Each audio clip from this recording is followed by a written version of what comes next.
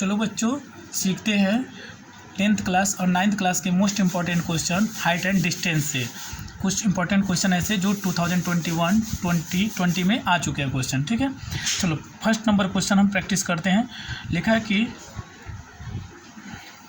2 poles of height 6 metre stand 11 meter stand vertically upright on a plain ground if the distance there is 12 meter the distance between their top is। मतलब आपसे क्या पूछा है, बोल रहा है कि दो पोल हैं। क्या है? दो पोल हैं जो कहाँ पे स्टैंड है। एक का है 6 मीटर हाइट और एक का है 11 मीटर हाइट, जो वर्टिकली एकदम सीधा अपराइट खड़े हैं, जिसके बीच में डिस्टेंस है वो है 12 मीटर का। तो आपको बताना है टॉप से उनकी डिस्टेंस कितनी होगी। जैसे कि चलो पहले फिगर बनाते हैं तो समझ में आएगा फिगर क्या है। फिगर बोल रहा है कि एक की हाइट है आपके पास कितनी, 11 मीटर। कितनी है? 11 मीटर। दूसरे पोल की हाइट है 6, कितनी है? 6 मीटर। तो और इनके बीच का जो डिस्टेंस है, बीच का जो डिस्टेंस वो कितना है बाबू? वह है 12 मीटर। कितना है? 12 मीटर। ये बीच की हाइट हो गई 12 मीटर डिस्टेंस। फिर आप जानते हैं, बोला कि आपको इनके टॉप से और इनके टॉप से बीच की दूरी बतानी है, तो हम इसके दोनों टॉप को मैच कर देते हैं एक साथ, ठीक है। तो आप देख रहे होंगे कि यहाँ पे ये 6 मीटर है, तो ये भी हाइट कितना हो जाएगा यहाँ से यहाँ तक 6, ये क्या हो गई 6 मीटर। और ये तो टोटल लंबाई थी क्या हमारे पास 11 मीटर, तो ये हमारे पास क्या हो गया 6, तो ऊपर वाला क्या बचेगा 5, और जितनी हाइट इसकी उतना ही इसका हो जाएगा, क्योंकि आप लोग जानते हैं यह रेक्टेंगल बन रहा है। रेक्टेंगल के अपोजिट साइड एक दूसरे के बराबर होते हैं, और ये अपवर्ड है, मतलब ये 90 डिग्री यहाँ पे होगा। देखो यह 5 हो गया, और यहाँ पे एंगल जो बन रहा है वो कितना बन रहा है यहाँ पे एंगल, चलो यह हो गया 12। आपको इसकी हाइट बतानी है, एंगल से कोई मतलब नहीं है, आपको हाइट बतानी है। और ये हमारे पास 12 है ये ना। चलो क्वेश्चन को आप लोग देख रहे होंगे, ये ट्रिपलेट बन रहा है 5, 12, 13 का। हमारे पास ये हाइट 13 आने वाली है, ठीक है। ये क्वेश्चन बहुत सिंपल है, सिर्फ आप बच्चे जो बेसिक नहीं जानते उनको दिक्कत होगा। तो चलो ये पाइथागोरस थ्योरम से हम निकाल के दिखाते हैं। यह 12, 5 या 13 आएगा, ये हम पहले ही बता देते हैं आपको, आंसर इसका 13 है। लेकिन कैसे? सिर्फ पाइथागोरस थ्योरम से। देख लो क्वेश्चन बस ये फिगर में ही है, क्योंकि यह है इसकी हाइट 6 मीटर और ये टोटल लंबाई है 11 मीटर। तो जिसमें से यह इसकी हाइट यहाँ से आप कट करोगे तो यह 6 मीटर हो जाएगी, और जो बचेगा ऊपर वो कितना होगा 5, क्योंकि 11 में से 6 जाएगा तो 5 बच जाएगा। तो 5, 12, 13 का ट्रिपलेट होता है। कैसे? पाइथागोरस थ्योरम क्या कहता है, हाइपोटेनस का स्क्वायर बराबर होता है परपेंडिकुलर का स्क्वायर प्लस बेस के स्क्वायर के। हमारे पास परपेंडिकुलर क्या है बाबू, वह है 5 का स्क्वायर। अब बेस हमारे पास देखो, बेस इसका यह है, क्योंकि जो इसका बेस है वही इसका बेस है, तो ये हो जाएगा 12 का स्क्वायर।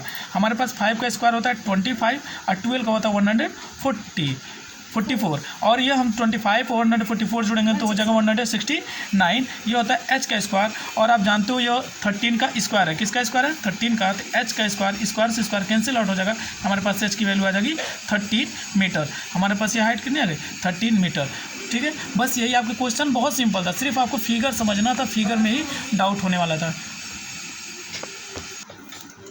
चलो बच्चों सीखते हैं नेक्स्ट क्वेश्चन। हमारा नेक्स्ट क्वेश्चन क्या बोला है, दूसरा, from the top of an hill the angle of depression of 2 consecutive kilometre stone to east are found to be 30 and 45 degree, find the height of hill. देखो एक हिल है, जहाँ से हिल का जो एंगल ऑफ डिप्रेशन है ऊपर वो 45 और 30 का बन रहा है। तो एंगल ऑफ डिप्रेशन जस्ट जानते हो आप, अल्टरनेट से नीचे एंगल ऑफ एलिवेशन बन जाता है, यह अल्टरनेट कहते हैं, जेड बनता है तो। और इसकी हाइट हमको नहीं पता, एच है, और इसको हाइट आपको पता करना है। और ये कॉन्सिक्यूटिव डिस्टेंस कवर कर रहा है। कॉन्सिक्यूटिव होता है पहला x तो दूसरा x+1, तीसरा x+2, x+3 ऐसे होता है। तो पहला हमने x मान लिया डिस्टेंस कवर किया यहाँ से यहाँ, ये B से C तक आया है x किलोमीटर, और दूसरा फिर C से D तक आया है 1 किलोमीटर, क्योंकि कॉन्सिक्यूटिव लगातार। तो चलो अब इसको सॉल्व करो और हिल की हाइट बताओ, मोस्ट इंपॉर्टेंट है क्वेश्चन, ठीक है।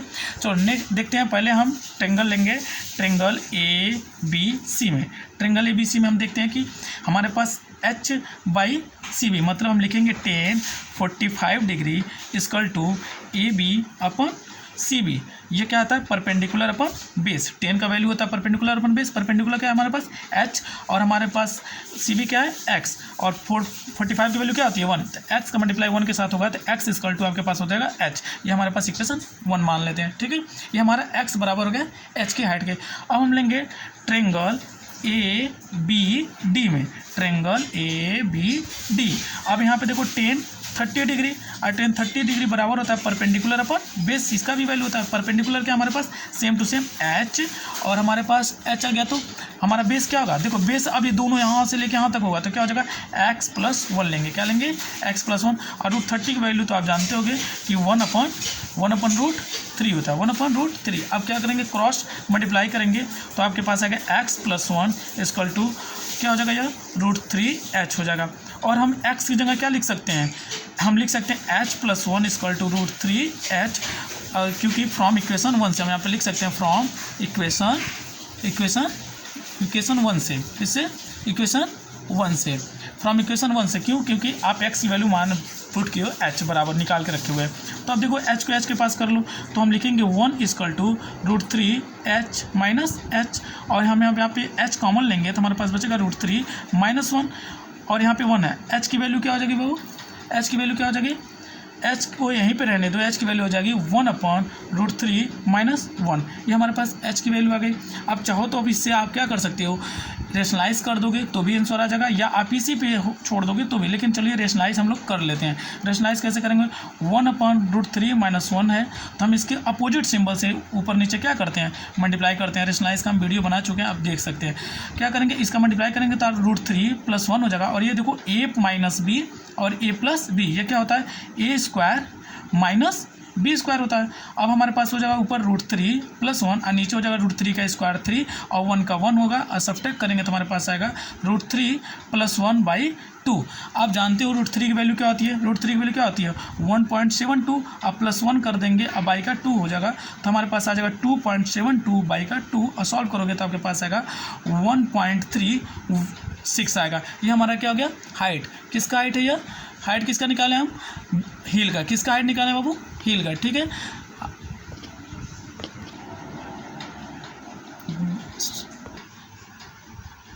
चलो बच्चों अब थर्ड क्वेश्चन आ गया, मोस्ट इंपॉर्टेंट ये भी क्वेश्चन है, सब ध्यान से पढ़ना आप लोग। From the top of building 60 metre height the angle of depression of the top and the bottom, देखो top and bottom of the tower are observe to the 30 and 60, find the height of tower. देखो यहाँ पे figure आपके पास मैं बना के रखा हूँ ऑलरेडी। अब देखिए पहले एक बिल्डिंग है, यह बिल्डिंग है, ठीक है, ये बिल्डिंग है, और ये क्या आपके पास एक टावर है। तो ऑब्जर्वर जो है ना वो बिल्डिंग पे ही रहेगा, जानते हो छत पे ही खड़ा रहेगा, छत के अंदर तो नहीं रहेगा, तो छत पे है और यहाँ से ऑब्जर्व कर रहा है वह। तो पहले के टावर के टॉप से बिल्डिंग के नीचे फुट पे 60 डिग्री बन रहा है, क्या बन रहा है 60 डिग्री, और जो ऑब्जर्वर जहाँ खड़ा है वहाँ से उसके टॉप पे 30 डिग्री बन रहा है, क्या हो रहा है 30। और देखो टोटल जो टावर की लंबाई है वह है 60 मीटर, और ये हमको बिल्डिंग की लंबाई पता नहीं है इस क्वेश्चन में। तो हम देखो यह चीज़ यहाँ पे जगह थी, इसकी हाइट क्या हो जाएगी, हम टावर की मान लेते, बिल्डिंग की मान लेते h, तो यहाँ तक की हाइट भी क्या हो जाएगी h, और ये वैल्यू क्या हो जाएगी 60 - h, क्यों, क्योंकि टोटल लंबाई 60 है तो बाकी h है, तो दो क्या हो जाएगा 60 - h हो जाएगा, ठीक है। अब हम देखो सारा चीज़ें, इसको हम क्या मान लेंगे, इसके बीच में x मान लेंगे, क्वेश्चन क्या मानेंगे x, और ये भी क्या हमारे पास x, और हमको फाइंड क्या करना, हाइट ऑफ टावर, मतलब आपको टावर की हाइट फाइंड करनी है, ठीक है। ऑब्जर्वर कहाँ बैठा है, बिल्डिंग के टॉप पे, तो एक बार फुट पे एंगल बन रहा है 60 और एक बार टॉप पे उसके बन रहा है 30 डिग्री, ठीक है। चलो क्वेश्चन को सॉल्व करते हैं। तो पहले हम लेंगे बाबू ट्रेंगल क्या लेंगे ADE, ट्रेंगल ADE में आप देखोगे कि आपके पास कितना बन रहा है 30 डिग्री, और 30 डिग्री के क्या होगा परपेंडिकुलर अपन बेस, परपेंडिकुलर क्या है हमारे पास AE बटे बेस क्या है DE, यह हो गया परपेंडिकुलर अपन बेस। तो परपेंडिकुलर की वैल्यू क्या है 60 - h, देखो यहाँ तक AE की वैल्यू है 60 - h, और हमारे पास DE क्या है x, और 30 की वैल्यू होती है 1/√3। अब हम क्रॉस मल्टीप्लाई कर लेंगे, ये हो जाएगा x, और ये हो जाएगा हमारे पास 60√3 - √3h हो जाएगा, ये हो गया हमारे पास। अब हम क्या करेंगे बाबू, अब हमारे क्या करना है, अब हम इसमें से देखो √3 कॉमन ले सकते हैं, √3 कॉमन लेंगे तो हमारे पास बचेगा 60 - h, ये हो जाएगा हमारे पास x की वैल्यू, हम इसको इक्वेशन 1 मान लेते हैं, ठीक है, इक्वेशन 1। अब हम कौन सा ट्रेंगल लेंगे, देखो ट्रेंगल ये वाला बड़ा वाला, इधर ट्रेंगल बड़ा वाला लेंगे, हम क्या करेंगे बड़ा वाला ACB, ट्रेंगल ACB, यह बड़ा वाला देख रहे हो ट्रेंगल ABC, यहाँ पे आप लगाओगे 10 60 डिग्री = परपेंडिकुलर अपन बेस, क्या करोगे परपेंडिकुलर अपन बेस। तो परपेंडिकुलर की वैल्यू क्या है बाबू आपके पास, देख रहे हो टोटल लंबाई कितनी थी। अब यहाँ पे क्या करोगे आप, टोटल लंबाई कितनी हो जाएगी आपके पास 60, क्या हो गई 60 मीटर। अब बेस हमारे पास क्या हो जाएगी x, और 1060 की वैल्यू आप जानते ही हो √3, क्या हो जाएगी √3। अब इसके पास आपके क्रॉस मल्टीप्लाई होगा तो आपके पास क्या आ जाएगा √3x = 60 मीटर। तो x की वैल्यू क्या आ जाएगी पास 60/√3, क्या हो गई √3। ये देखो हमारे पास x की वैल्यू दूसरी आ गई, इसको इक्वेशन 1 मान लेते हैं। देखो एक x की वैल्यू हमारे पास ये आ गई और एक x की वैल्यू हमारे पास ये आ गई। तो हम क्या करेंगे, हमारे पास x की वैल्यू दो आ गई, एक x = 60/√3 और x की वैल्यू एक आ गई √3 60 - h। अब हम दोनों इक्वेशन को क्या करेंगे, एक दूसरे के बराबर कर देंगे, क्योंकि हमारे पास x की दो वैल्यू है। अब हम दोनों के क्या करेंगे, इक्वेशन 1 बराबर रहेगा इक्वेशन 2 के। तो हम लिख सकते हैं √3 60 - h इक्वल है 60/√3 के। तो अब क्या करते देखो, इसका इसके साथ क्या हो जाएगा मल्टीप्लाई, तो ये क्या हो जाएगा आपके पास इसका इसके साथ मल्टीप्लाई करोगे तो क्या हो जाएगा 3 हो जाएगा, और यही मल्टीप्लाई इसके साथ भी हो जाएंगे, ठीक है। तो पहले हम लिख लेते हैं √3 और यहाँ पे हम लिख लेते हैं √3 60 - h और बराबर 60, ठीक है। अब हम सॉल्व करेंगे तो हमारे पास देखो इसके साथ मल्टीप्लाई होगा तो क्या हो जाएगा, पहले तो इसको कर लो तो √3 × 3 और 3 180 हो जाएगा, और फिर इसके साथ करोगे क्या आ जाएगा √3 = 60 और ये इसके साथ करोगे तो h हो गया।